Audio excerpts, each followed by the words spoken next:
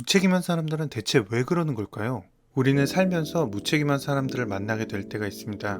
그런데 이 무책임하다는 게요, 분명 당하면 너무 화가 나는데 명확하게 설명하기가 어렵습니다. 무책임한 사람의 행동에 분노하고 상처받고 속상해할 때 주변 지인들에게 말하면 에이 그래도 그 사람 평상시에는 꽤 괜찮은 사람 아니야? 라고 말해서 우리의 복장을 뒤집어 놓습니다. 왜냐면 무책임한 행동들을 매일 할 수는 없기 때문입니다.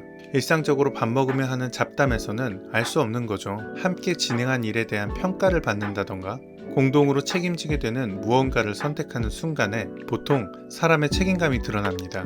그래서 함께 무거운 선택을 많이 하는 결혼 준비 과정이라던가 대학교 조별 과제, 직장에서 감사나 평가 시즌에 상대의 몰랐던 면을 알게 되는 것입니다. 그 중에서도 함께 협업하는 일이 많은 회사에서는 책임감이 드러나는 순간들이 많습니다. 특히 무책임한 사람을 리더로 만났을 때는 회사 생활이 굉장히 힘들고 어렵게 느껴질 수 있는데요. 결정적인 순간에 책임져야 할 자리에 있는 사람들이 보여주는 무책임한 행동들만큼 사람을 답답하고 미치게 만드는 것이 또 없습니다. 이런 사람들은 몇 가지 특징적인 행동을 보입니다. 첫 번째는 자신이 최종적으로 결정을 내려야 하는 사람임에도 불구하고 의견을 계속 물어본다는 것입니다. 팀원들의 의견을 듣고 민주적으로 결정하려는 것이 아닌 책임 전가를 위한 질문입니다.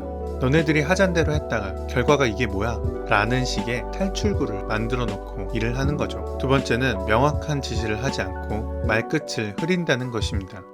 우리가 이제 프로젝트 진행에 대해서 좀 고민을 해봐야 되는데 앞으로 있을 프로젝트는 이 대리도 알고 있는 부분이고 그렇지? 정도의 말로 업무 지시를 대체합니다. 아니 하라는 건지 말라는 건지 어떤 일을 정확히 어떻게 하라는지도 명확하지 않습니다. 그러다가 일을 제대로 안 해서 업무에 차질이 생기면 내가 그때 말하지 않았었나? 라고 얘기하면 땡이죠. 일 많이 주는 나쁜 사람은 되기 싫고 최종 책임자가 되기는 싫으니까요. 그냥 손 안 대고 코 풀고 싶어 하는 거죠.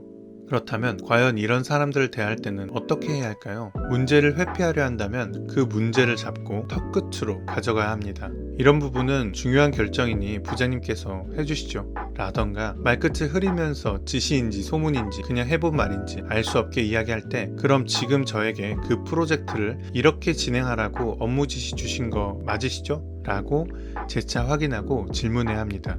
이런 종류의 무책임한 회피는 보통 무의식적으로 나오는 경우가 많기 때문에 친히 상대가 하고 있는 책임 미루기 상황을 또박또박 설명해줘야 되는 것이죠. 다 큰 어른한테 이렇게까지 해야 되나 싶지만 네, 그런 분들은 이렇게까지 해야 그때야 책임을 지는 신용이라도 합니다. 인생에서 우리가 하는 수많은 선택들은 종합 선물 세트 같은 것입니다. 내 입맛에 맞는 요리만 골라 먹을 수 있는 뷔페처럼 유리한 선택만 골라서 할 수는 없습니다. 조직의 리더가 된다는 것도 마찬가지입니다. 리더는 팔로워들보다 더 많은 권한을 갖고 있고 자율성을 갖고 있습니다. 또한 직책수당과 같은 금전적인 이익도 얻을 수 있고 사회적 명성이나 위상도 따라올 수 있습니다. 리더를 했던 경력이 이직을 할 때 스펙으로 쓸 수도 있을 것입니다. 하지만 리더의 자리는 좋은 것들만 가질 수 있는 자리는 아닙니다.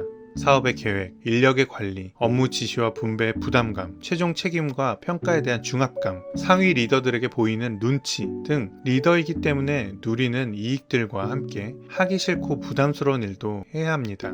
왕이 되고 싶은 자, 그 왕관의 무게를 견뎌라 라는 말도 있죠. 자신이 결재판에 한 그 사인의 무게를 감당해내야만 진정한 리더가 될 수 있는 것입니다. 아무리 평상시 행동이 착하고 유하더라도 결정적인 순간에 무책임한 행동을 하는 사람들을 우리는 결코 리더로 인정할 수 없습니다. 감사합니다. 이상 근본 질문이었습니다.